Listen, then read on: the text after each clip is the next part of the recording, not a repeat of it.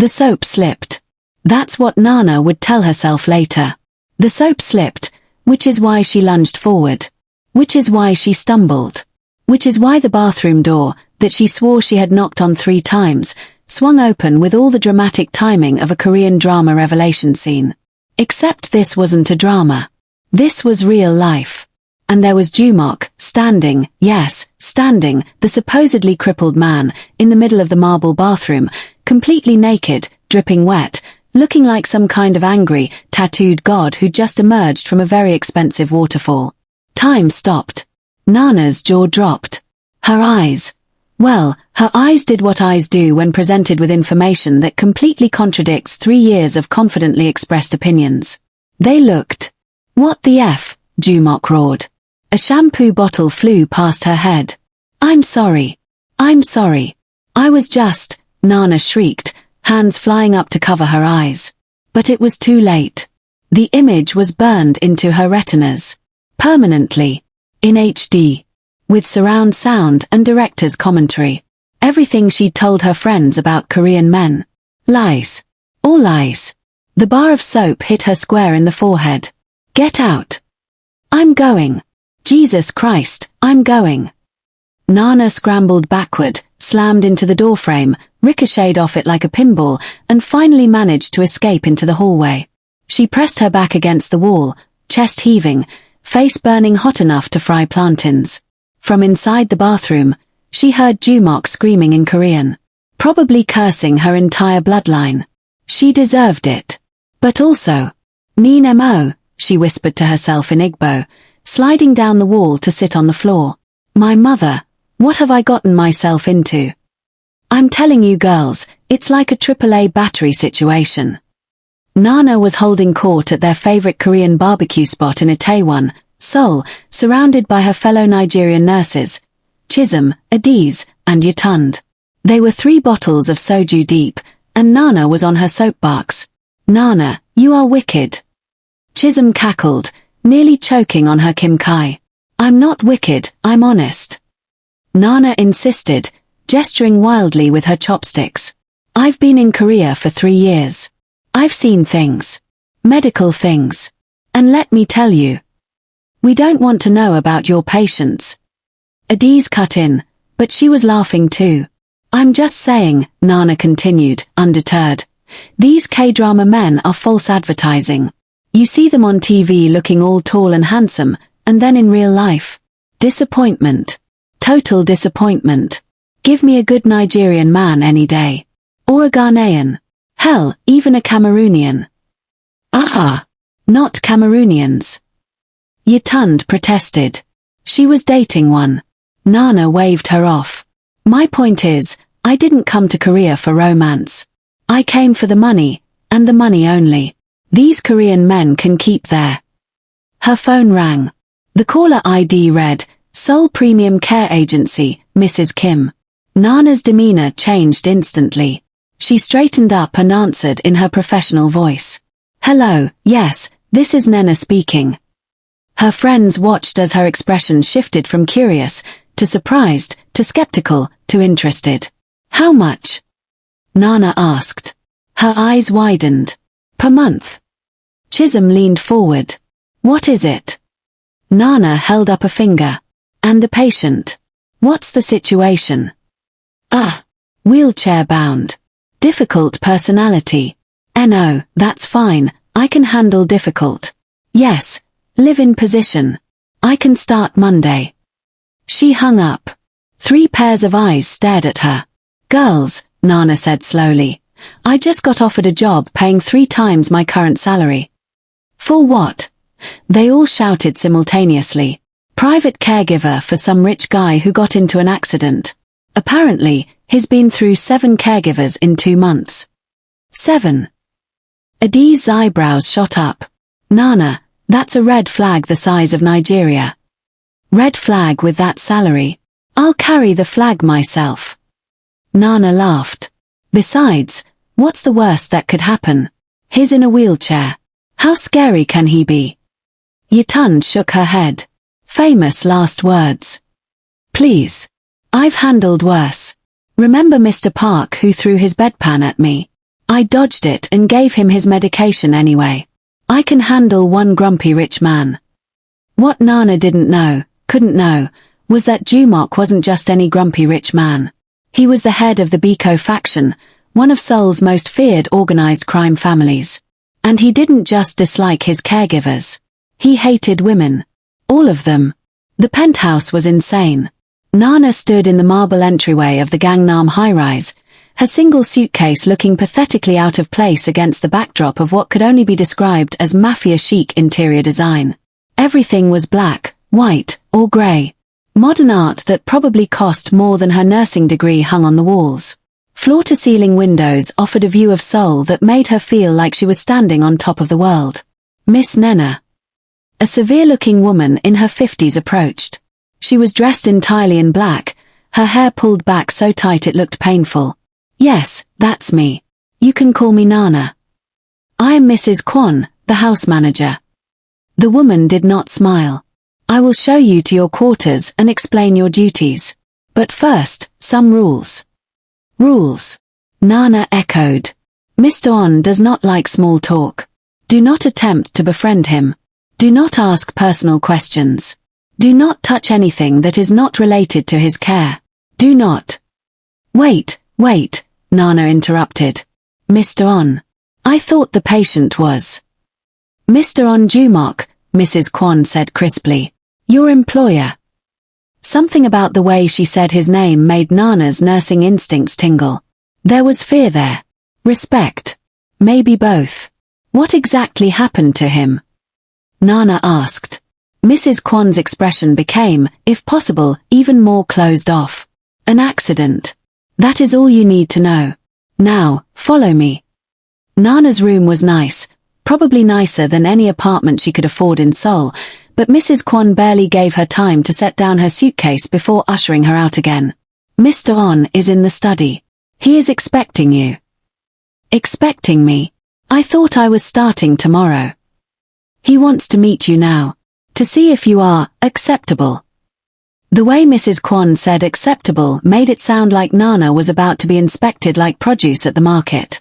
They walked down a long hallway. Nana noticed there were no family photos anywhere. No personal touches. Just expensive, cold, perfect everything. Mrs. Kwon stopped in front of a large door. She knocked twice. Enter. Came a voice from inside. Deep. Cold. The kind of voice that made you stand up straighter without meaning to. Mrs. Kwon opened the door and gestured for Nana to go in. The study was all dark wood and leather. Bookshelves lined the walls. And there, behind a massive desk, sitting in a wheelchair, was Jumok. Nana had seen handsome men before. Korea was full of handsome men. But Jumok was something else entirely. He was beautiful in a dangerous way. Sharp jawline. Dark eyes that looked like they could see through lies. Black hair pushed back from his face. He wore a simple black turtleneck, but even sitting down, she could tell he was built. His arms, resting on the wheelchair's armrests, were corded with muscle. And tattoos. She could see them peeking out from his collar and sleeves. Dragons, she thought. Or maybe tigers. But it was his expression that really caught her attention. Pure, undiluted contempt. So, he said in Korean, looking her up and down like she was something unpleasant he'd stepped in, you're the new one. Nana drew herself up to her full height, which, granted, was only 5 feet 4 inches, but she made up for it in presence. Yes, I'm Nena, but you can call me Nana. I'll be your caregiver. I didn't ask for your life story, Jumok said flatly. Can you follow instructions? Yes. Can you keep your mouth shut? Nana's eye twitched. Yes. Can you do your job without falling in love with me like some kind of pathetic drama character? Oh, this motherfucker. Nana smiled sweetly. Mr. On, I can assure you, falling in love with you is the last thing you need to worry about. Something flickered in his eyes. Surprise, maybe. No one had probably talked back to him in years. We'll see, he said. You start tomorrow. 6 a.m. Don't be late. I'm never late. Good. You're dismissed. Nana turned to leave, but his voice stopped her. One more thing. She looked back. I've had 7 caregivers before you. All women. All useless. All fired within a week. His smile was cold. I give you 3 days. Nana smiled right back. I'll take that bet. Day 1 began at 5:45 a.m. Nana was up, dressed in her scrubs, and ready to go by the time she knocked on Jumok's bedroom door at exactly 6 a.m. Come in, came the grudging response. Jumok was already awake, sitting in his wheelchair by the window, looking out at the Seoul skyline. He didn't turn to look at her. Good morning, Mr. On, Nana said professionally. I'm here to help you with your morning routine. I don't need help. The agency says you need help with bathing, dressing, physical therapy, and meals. The agency can go to hell. Nana pulled out her phone and started typing. What are you doing? Jumok demanded. Documenting that you refused care at 6:02 a.m. on my first day. I'll send it to Mrs. Kim at the agency. You're seriously going to tattle on me like a child? You're seriously going to act like one? They stared at each other. Finally, Jumok's mouth twitched. It wasn't quite a smile, but it wasn't a frown either. Fine, he bit out. But I don't need help bathing. Noted. What about breakfast? I'm not hungry. Nana consulted the medical notes the agency had given her. It says here you need to take medication with food. So you're eating breakfast. I said. I heard what you said. I'm telling you what's happening. This time, Jumok did turn to look at her. Really look at her. Like he was trying to figure out what species she was. You do realize who I am, don't you? He asked quietly. A patient who needs care, Nana replied. Should I know something else? For a moment, she thought she saw respect in his eyes. But then it was gone, replaced by that cold mask again. Scrambled eggs, he said. No toast. Coffee, black. Coming right up. By day 3, they had established a routine. A hostile, tense, barely civil routine, but a routine nonetheless. Jumok would insult her heritage. She would insult his attitude. He would refuse his medication. She would threaten to call his doctor. He would complain about the food. She would eat it in front of him and say it was delicious. It was exhausting. But Nana had dealt with difficult patients before. She could handle this. What she couldn't handle was her curiosity. Because as the days went on, she noticed things. Like how Jumok would get mysterious phone calls and speak in code. Like how men in expensive suits would sometimes visit, and she'd be told to make herself scarce. Like how his accident injuries didn't quite match his medical records. Like how sometimes, when he thought she wasn't looking, she'd see him flex his legs. Just slightly. Like he was testing them. On day 5, she asked Mrs. Kwon about it during lunch. Is Mr. On's paralysis permanent? Mrs. Kwon nearly dropped her teacup. Why do you ask? Because I'm his nurse. I'm supposed to know these things. The doctors say he should regain function within a few months, Mrs. Kwon said carefully. But it's complicated. Complicated how? That is not your concern. But it was her concern. Because something about this whole situation didn't add up. That night, unable to sleep, Nana did what any modern woman would do. She Googled her employer. On Jumok. The search results made her blood run cold. Alleged crime boss. Suspected head of Biko organization. Linked to various. Oh my God. Nana slammed her laptop shut. She was working for the mafia. 2 weeks into the job, Nana had almost gotten used to the routine. Almost gotten used to Jumok's cold insults. Almost stopped being terrified that she was living with a literal crime lord. Almost. I need to bathe, Jumok announced one morning. Nana looked up from her breakfast. Okay. I'll prepare the bathroom. I can do it myself. Mr. On, you're in a wheelchair. The bathroom is all marble and tile. One slip and... I said I can do it myself. They'd been through this dance before. Nana had learned to pick her battles. Fine. I'll be right outside the door. Call if you need anything, 20 minutes later, she heard a crash. Mr. On. No response. I'm coming in. That's when the soap slipped. That's when she stumbled. That's when the door opened. And that's when Nana's entire worldview shattered. Because standing there, naked and wet and furious, was Jumok. Standing. Walking. And, well, oh my God. Nana shrieked. The shampoo bottle flew. She ducked. You're walking. A bar of soap followed. Get out. You've been lying this whole time. I will literally kill you. But Nana was no longer focused on the fact that he'd been faking his disability. She was focused on the other thing. The thing that made her 3 years of confident declarations to her friends suddenly seem very, very stupid. I'm sorry, I'm leaving, she babbled, finally managing to close the door. She slid down the hallway wall, her heart pounding. Everything she'd said. Every joke. Every roast. Every AAA battery comment. Lies. All lies. From inside the bathroom, she heard Jumok screaming. Kwon! Get up here! Oh, she was so fired. But also, Nana pressed her hands to her burning cheeks. Also, wow! Mrs. Kwon appeared 10 minutes later, looking more worried than Nana had ever seen her. What happened? I walked in on him. By accident. I swear.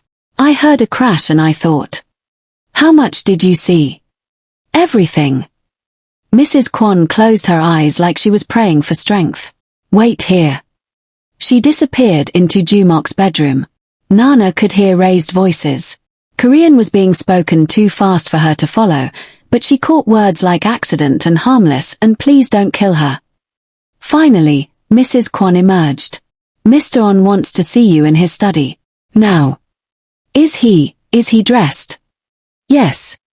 Nana walked to the study like a prisoner heading to execution. Jumok was behind his desk again, back in his wheelchair, fully clothed in black. He looked murderous. Sit, he commanded. She Saturday. For a long moment, he just stared at her. She stared back, chin up, refusing to be intimidated. Even though she was very intimidated. What you saw, he began. I'm sorry, Nana cut in. I genuinely thought you'd fallen. I was trying to help. What you saw, he continued, his voice dangerous. You will never speak of. To anyone. Do you understand? The walking thing or the other thing? His jaw clenched. Both things. Okay, but I have questions. I don't care. Why are you pretending to be paralyzed? That's none of your business. I'm your nurse. It's literally my business. You're not my nurse, you're my cover. Jumok snapped. The words hung in the air. Nana blinked. Your cover. Jumok leaned back in his wheelchair, studying her. Then, surprisingly, he sighed. There are people who want me dead, he said flatly. The accident that put me in this chair. It wasn't an accident. It was an assassination attempt. They thought they succeeded. As long as they think I'm crippled, helpless, they won't try again. It buys me time. Time for what? To figure out who betrayed me. Nana's mind was racing. So all of this, the caregivers, the medical equipment, it's all fake. The injury was real. I couldn't walk for the first month. But I've been recovered for 2 weeks now. His eyes narrowed. And if word gets out that I can walk, I'm a dead man. Who would I tell? Nana asked. I don't know anything about your world. I'm just a nurse from Nigeria trying to send money home to my family. Something in his expression softened. Just a fraction. You really didn't know who I was when you took this job. I knew you were rich and rude. That's it. Despite everything, Jumok almost smiled. Rich and rude. That's fair. So, am I fired? You should be. But you're the first caregiver who hasn't run away screaming or tried to seduce me. He paused. And you make decent eggs. Nana couldn't help it. She laughed. Jumok looked startled, like he'd never heard laughter in his study before. Okay, Nana said. I'll keep your secret. Both secrets. Both. She felt her face heat up. I mean, the walking. I meant the walking. His eyes gleamed with something that might have been amusement. Right. The walking. Oh God. He was going to hold this over her forever. Can I go now? Nana asked. Yes. And Nana? She paused at the door. Knock harder next time. The next 3 days were awkward. Nana couldn't look at Jumok without her traitorous brain replaying the scene. Jumok couldn't look at Nana without smirking like he knew exactly what she was thinking. It was torture. Pass the salt, he'd say at dinner, and she'd fumble it like she'd never held a salt shaker in her life. Your physical therapy session is in 10 minutes, she'd announce, and he'd raise one eyebrow like she'd said something scandalous.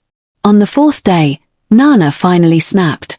We need to talk about this, she announced, marching into his study. Jumok looked up from his laptop. About what? You know what. Do I? Stop smirking. I'm not smirking. He was absolutely smirking. Look, Nana said, forcing herself to be professional. What I saw was unexpected. But I'm a medical professional. I've seen bodies before. It's not a big deal. Really? Jumok leaned back in his chair, not his wheelchair. He'd stopped pretending when they were alone. Because you've been blushing for 4 days straight. I have not. You have. It's actually kind of entertaining. Nana wanted to throw something at him. You know what? I take back what I said. You're not just rude. You're insufferable. And yet, you're still here. Because you pay well. Is that the only reason? The question caught her off guard. She stared at him. Jumok was looking at her with an expression she couldn't quite read. It wasn't his usual cold mask. It was something else. Nana faltered. I should go check on your medication schedule. She fled. Behind her, she could have sworn she heard him laugh. That night, Nana FaceTimed her friends. Girls, I need help. Chisholm, Adiz, and Yatund appeared on screen, already looking concerned. What happened? Chisholm asked. Is the patient being awful? It's worse than that, Nana groaned. I think I might be attracted to him. To the grumpy wheelchair man. Yatund shrieked. He's not what I thought. Nana, Adiz said slowly, you are the same person who has spent 3 years telling us Korean men aren't your type. I know.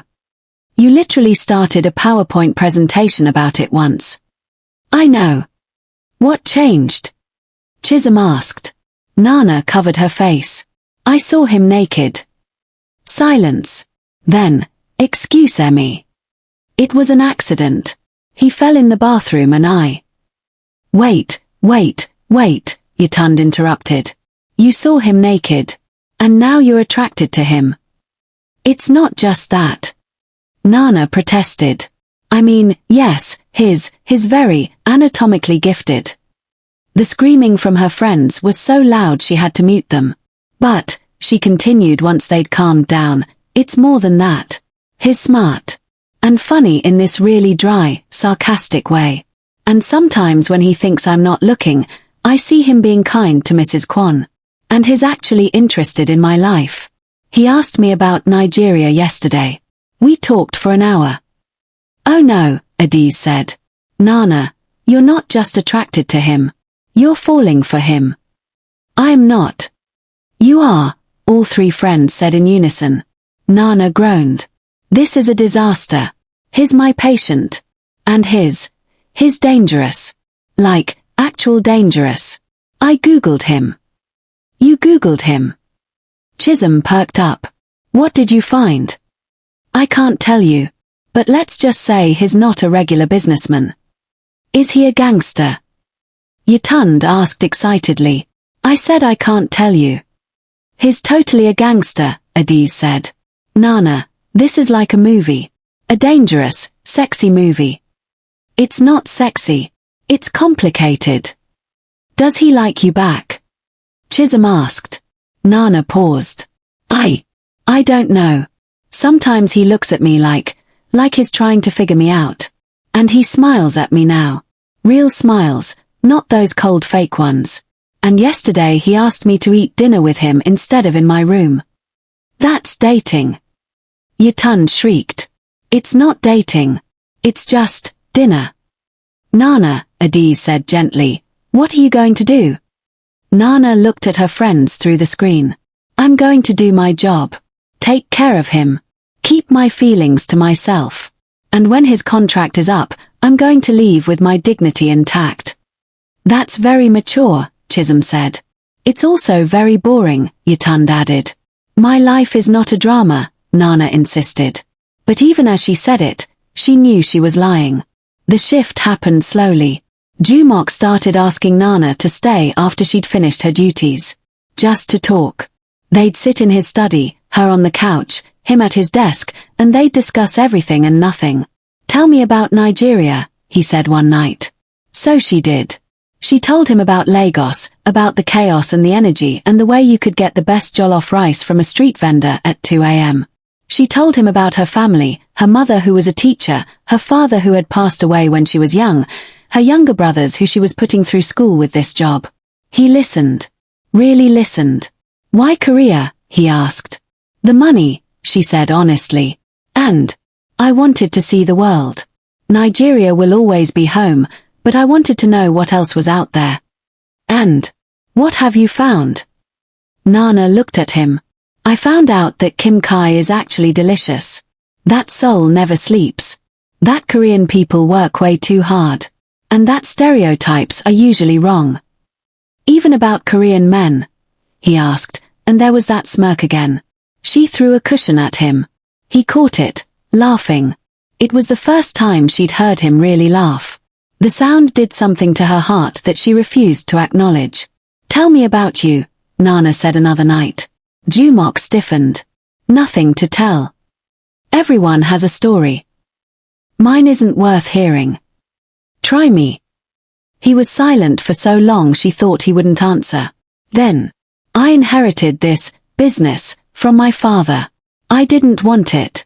I wanted to be normal. Go to university, get a regular job, maybe be an architect. He smiled bitterly. But when you're born into this world, you don't get to choose. You could walk away. Could I?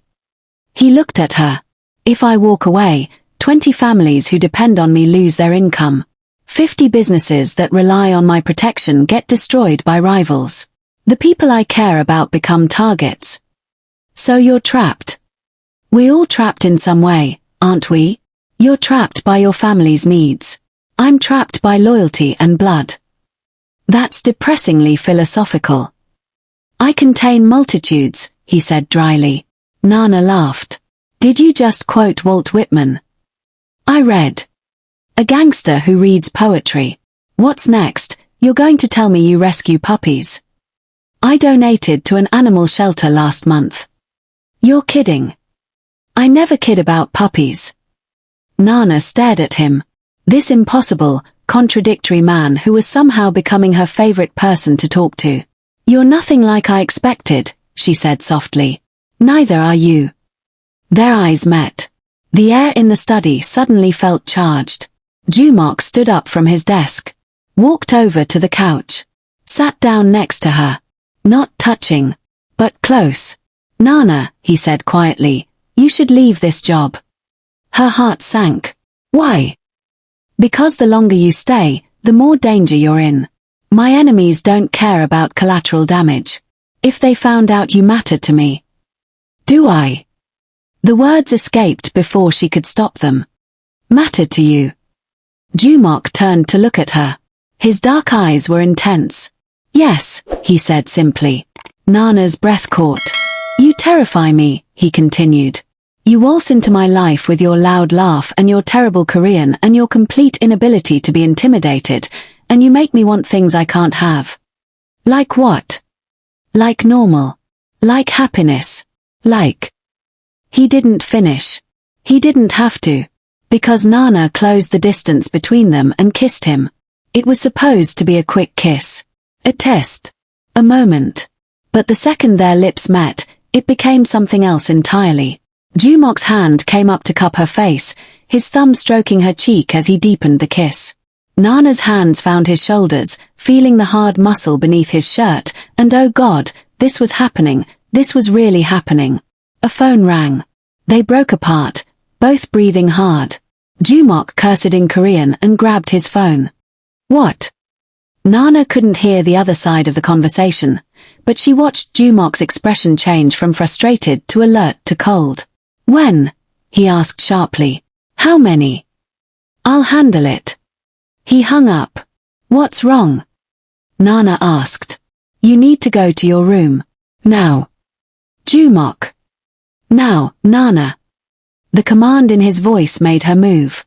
She stood up, but paused at the door. Be careful, she said. Something in his expression softened. Always. From her room, Nana heard voices. Men arriving. Tense conversations in rapid Korean.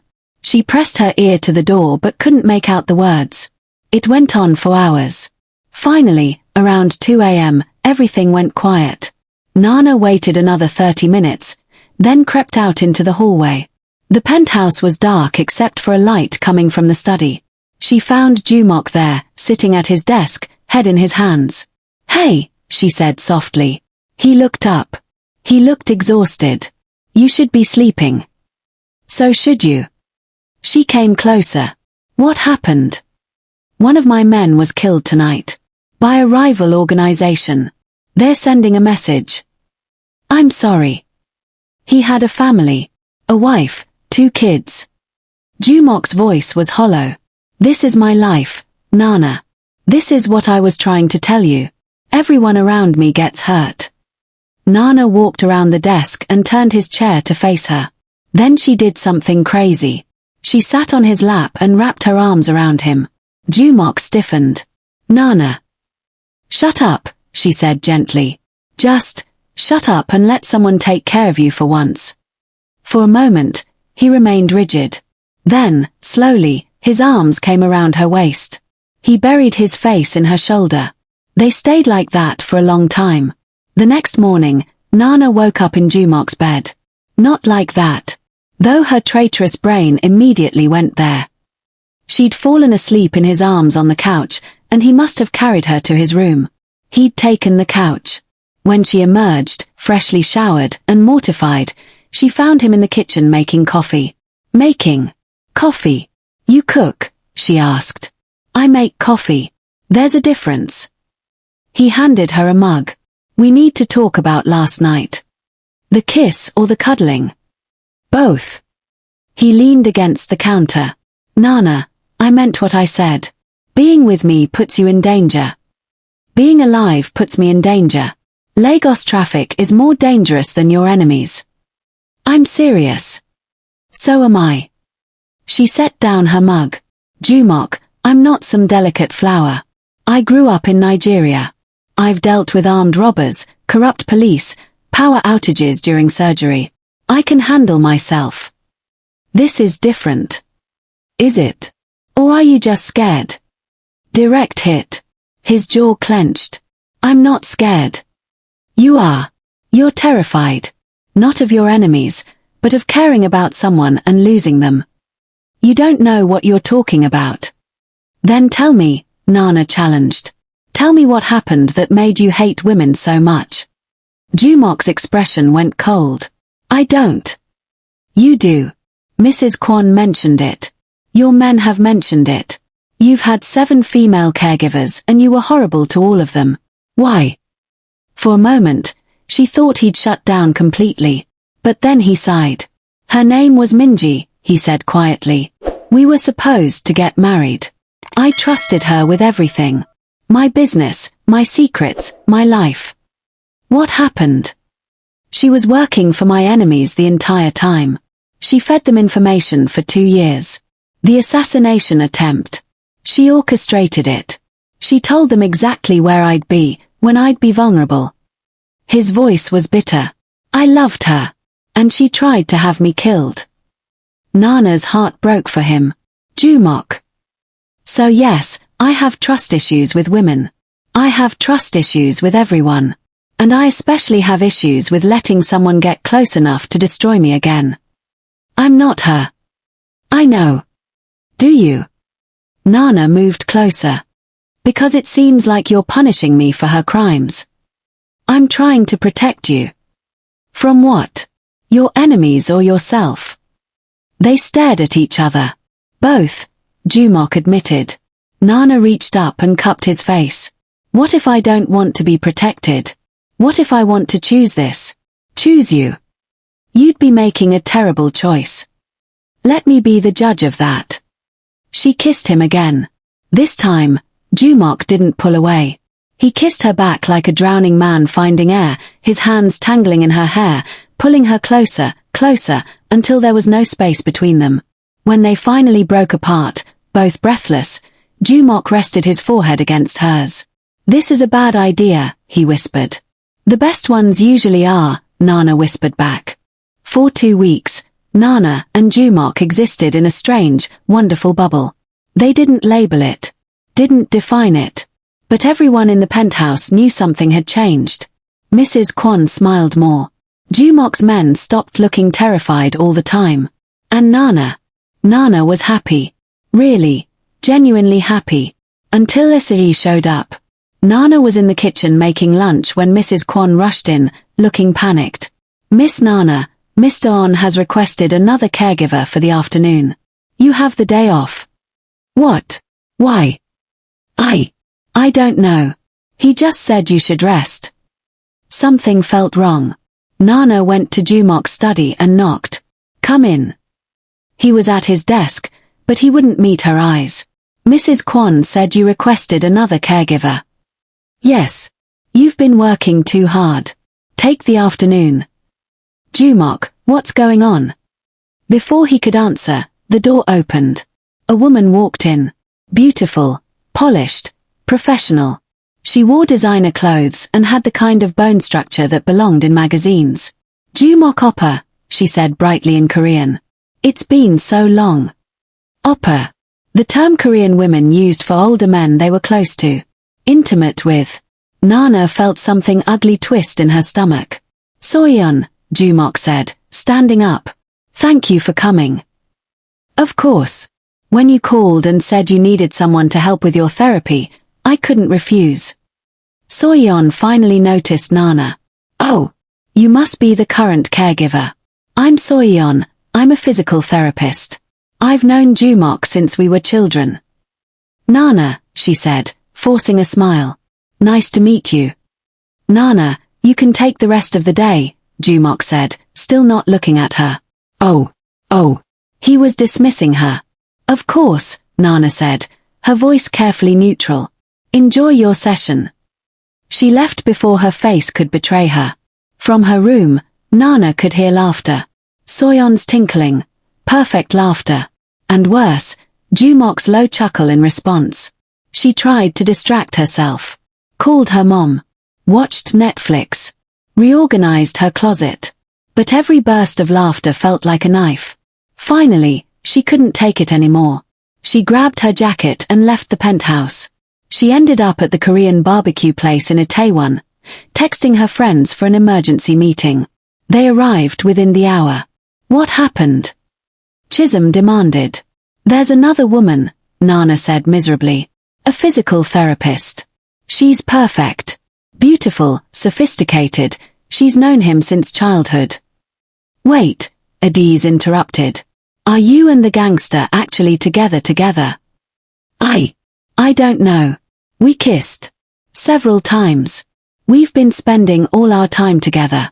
But we never actually said, Nana groaned. I'm so stupid. You're not stupid, Yatun said firmly. But you need to talk to him.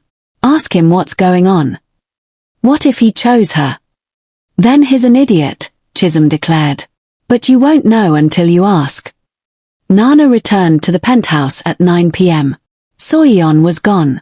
The lights were dim. She found Jumok in his study, as usual. She didn't knock. Just walked in. He looked up, surprise flickering across his face. Nana. I thought you'd gone to bed. Who is she? Soyeon. I told you, she's a physical therapist. Who is she to you? Jumok sighed. We grew up together. Our families wanted us to marry. Nana's stomach dropped. And I refused. I never loved her. She was a friend, nothing more. Then why did you send me away today? Because. He stood up, running a hand through his hair. Because she knows my world. She knows the risks. You don't. And having her here reminded me that maybe I should be with someone who understands. Someone who isn't me. I didn't say that. You didn't have to. Nana felt tears prick her eyes and hated herself for it. You know what? Fine. You want someone from your world. Someone who fits. Go ahead. I'll finish out my contract and leave. She turned to go. Nana, wait. No. You don't get to dismiss me all day and then ask me to wait. She looked back at him. I thought we had something. But clearly, I was wrong. She left. Behind her, she heard something crash. But she didn't look back. Nana spent the next 3 days avoiding Jumok. She did her job professionally, efficiently, and with zero personal interaction. When he tried to talk to her, she made excuses and left. It was killing her. But her pride was all she had left. On the 4th day, Mrs. Kwon came to her room looking worried. Miss Nana, I need to tell you something. What is it? Mr. On, he sent Soyeon away. Permanently. He told her he wasn't interested and asked her not to return. Nana's heart stuttered. When? The same night you argued. He was a fool to make you jealous, but I think he was testing himself. Testing if he could go back to his old life. Mrs. Kwon smiled sadly. He can't. He's different now. Because of you. Before Nana could respond, alarm started blaring. What? The lights went out. Emergency red lighting kicked in. Mrs. Kwon grabbed Nana's arm. Come with me. Now. They ran into the hallway. Nana could hear shouting, crashing sounds from downstairs. What's happening? We're under attack. Mr. On's enemies found the penthouse. They reached a hidden panic room. Mrs. Kwon pushed Nana inside. Wait, what about Jumok? He can handle himself. Stay here until. Gunshots. Mrs. Kwon shoved Nana fully into the panic room and slammed the door. Through the reinforced glass, Nana watched in horror as armed men flooded the hallway. And then she saw Jumok. He moved like violence personified. No wheelchair, no pretense. Just pure, deadly efficiency. He took down 3 men in seconds. But there were more. Too many. Nana watched him fight, her heart in her throat. Then she saw it. One of the attackers, coming up behind him, raising a gun. Nana didn't think. She slammed her palm on the emergency release button Mrs. Kwon had shown her during her first week. The panic room door opened. She grabbed the fire extinguisher mounted on the wall and ran out screaming. Jumok! He turned. She threw the fire extinguisher with all her strength. It hit the gunman square in the chest, knocking him backward. Jumok spun and disarmed him in one fluid motion. But now Nana was exposed in the hallway. Another attacker grabbed her from behind. Nana! Jumok roared. The man holding her put a knife to her throat. Drop your weapon, On, he said in Korean, or the girl dies. Everything went still. Jumok looked at Nana. She saw fear in his eyes. Real, genuine fear. Don't, she said. Don't do it. Shut up, the man hissed, pressing the knife harder. Nana felt the sting of the blade. Felt warm blood trickle down her neck. Jumok's expression went dead. Utterly emotionless. Okay, he said calmly. You win. He started to lower his gun. And then Nana remembered every self-defense class she'd ever taken. Every fight she'd witnessed in Lagos. Every instinct her mother had drilled into her about survival. She slammed her head backward into the man's nose. He screamed, loosening his grip. She dropped, twisted, and drove her elbow into his stomach. The knife clattered to the floor. Jumok shot forward and ended the threat in seconds. Then his hands were on her face, tilting her head to see the cut on her neck. Are you insane? He demanded. You could have been killed. So could you. I can handle myself. So can I. They were both yelling. Both terrified. Both alive. Jumok pulled her into his arms and kissed her. It was desperate, fierce, tasting of fear and relief and something deeper. When they broke apart, he rested his forehead against hers. If you ever scare me like that again. You'll what? Send me away. Too late, I already quit in my head 3 days ago. Despite everything, he laughed. You're not quitting. Why not? Because I love you. The words hung in the air. Nana stared at him. You, what? I love you, Jumok repeated, his dark eyes intense. I've been in love with you since you threw a pillow at me and called me insufferable. Maybe even since you walked in on me naked and didn't run away screaming. I did run away. But you came back. He cupped her face. You always come back. Even when I'm an idiot. Even when I try to push you away. You're stubborn and loud and completely unafraid of me, and I love you so much it terrifies me. Tears spilled down Nana's cheeks. You made me jealous with Soyeon. I know. I'm sorry. You dismissed me like I was just an employee. I know. I'm an idiot. You are. So does that mean you don't? I love you too, you emotionally constipated mafia boss. He smiled. Really smiled. The kind of smile that transformed his entire face. Then he kissed her again, softer this time, tender, like she was something precious. Police sirens wailed in the distance. We should probably deal with this situation, Nana said against his lips. Probably, Jumok agreed. But neither of them moved. The aftermath was chaos. Police. Paramedics. Jumok's men cleaning up. Official statements being carefully crafted.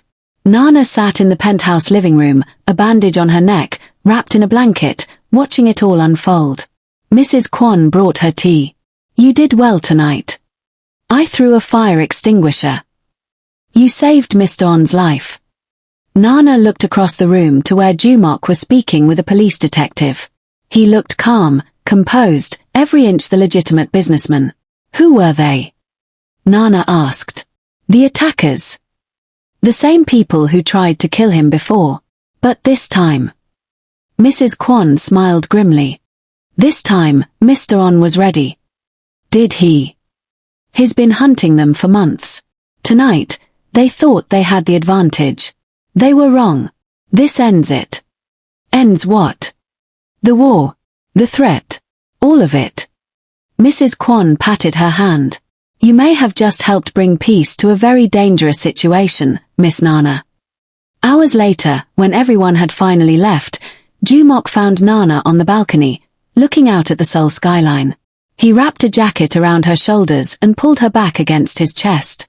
Hey, he said softly. Hey yourself. How's the neck? Hurts. But I'll live. She turned in his arms. Is it really over? The immediate threat. Yes. My enemies are either dead or arrested. The police are calling it a gang war, which isn't wrong. He brushed a strand of hair from her face. But my life, my business, that doesn't just disappear. I know. Nana, if we do this, if we're really together, it won't be easy. There will always be risks. Always be people watching. You'll never have a completely normal life. Jumok, she said, putting her hands on his chest. I'm a Nigerian woman who moved to Korea alone to work as a nurse.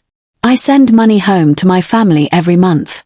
I've dealt with racism, loneliness, culture shock, and now apparently, a mafia attack. Nothing about my life has ever been normal. He smiled. Fair point. Besides, she grinned, normal is boring. I'd rather have extraordinary with you than normal with someone else. Even though I made you jealous. You're going to be apologizing for that for years. I can live with that. He kissed her forehead, her cheeks, her nose, and finally her lips. Move in with me, he murmured. Officially. Not as my caregiver. As my partner. I already live here. You know what I mean. Nana pretended to consider it. Will I get a raise? Nana. Will I get to decorate? Because this place is very sad, bachelor mafia lord, and needs some color. Yes. Will you let me cook Nigerian food? As long as you teach me how. Deal. She kissed him. But I'm keeping my own bank account. I wouldn't expect anything less. Girls, you need to see this. Nana's phone was propped up on the dining table, showing Chisholm, Adiz, and Yatund on FaceTime. The penthouse had changed dramatically. There were now colorful African prints on the walls. Plants everywhere. Family photos. It looked like a home. What are we looking at? Adiz asked. Nana panned the camera to show the kitchen, where Jumok stood at the stove, wearing an apron that said "Kiss the cook, he's dangerous." He was making jollof rice. Is that your gangster boyfriend cooking Nigerian food? Yatund shrieked. Fiancé, Nana corrected, flashing her ring at the camera. More shrieking. When did this happen? Last week. He proposed in the bathtub. The bathtub. Chisholm cackled. Oh, the irony. Right. I told him it was very on brand for us. Jumok looked up from the stove. Are you telling them embarrassing stories about me again? Always, Nana said cheerfully. He walked over and kissed the top of her head. Hello, ladies. Hi, Jumok, they chorused. Your jollof rice better be good, Adiz warned. We take that very seriously. Nana's been a strict teacher. He's getting better, Nana said. Last week he only burned it twice. Once, Jumok corrected. The second time was the pot, not the rice. That's worse. Her friends were in hysterics. Mrs. Kwon walked through carrying flowers. Mr. On, your mother is on line 1. She wants to know about the wedding plans. Tell her I'll call her back, Jumok said. She says if you don't call within 5 minutes, she's coming over. He sighed. I'll call now. As he left the kitchen, he squeezed Nana's shoulder affectionately. So, Chisholm said once he was gone, remember when you spent 3 years telling us Korean men weren't your type? Remember when you gave us a PowerPoint presentation about it? Adiz added. Remember the AAA battery comment? Yatund chimed in. Nana's face burned. Okay. I was wrong. Very wrong. Spectacularly wrong. We're never letting you live this down, Chisholm declared. Never, the other two agreed. You all are the worst friends. We're the best friends, Adiz corrected. We're coming to Seoul for the wedding, by the way. We need to meet this man who proved you wrong in every possible way. And we need details, Yatund added with a wicked grin. Specifically about. Goodbye. Nana shouted, ending the call. But she was smiling. Jumok returned, slipping his arms around her waist from behind. Your friends are terrifying. Wait until you meet them in person. I look forward to it. He rested his chin on her shoulder. He kissed her, and it still felt like the first time. Like every time. Thank you, he murmured against her lips. For what? For walking through that bathroom door. For staying. For choosing me. Thank you for being worth choosing. The rice started to boil over. The rice! They both yelled simultaneously. Jumok ran to rescue it while Nana laughed so hard she cried. Later, when they were eating slightly burned but mostly edible jollof rice on the balcony, watching the sunset over Seoul, Nana thought about how far she'd come. From a woman who swore she'd never date a Korean man, to a woman engaged to one. From someone who thought love was a distraction, to someone who'd found it in the most unexpected place. From walking in on a naked mafia lord in a bathroom, to building a life with him. Life was funny that way. What are you thinking about? Jumok asked, his fingers intertwined with hers. Just that I'm glad the soap slipped that day. He laughed. Me too. Even though I saw you at your most vulnerable. Especially because of that. You saw everything, literally everything, and you stayed anyway. Well, Nana grinned, it helped that you were working with more than AAA batteries. Jumok nearly choked on his rice. Did you just? I did. And I'll never let you forget it. He pulled her close, both of them laughing like idiots, and Nana knew. This was it. This was home. And they lived hilariously, chaotically, perfectly ever after. Smash that like button if you enjoyed Nana and Jumok's chaotic love story. Drop a comment below and tell me, what was your favorite scene? I bet it was the bathroom scene. And don't forget to subscribe for more.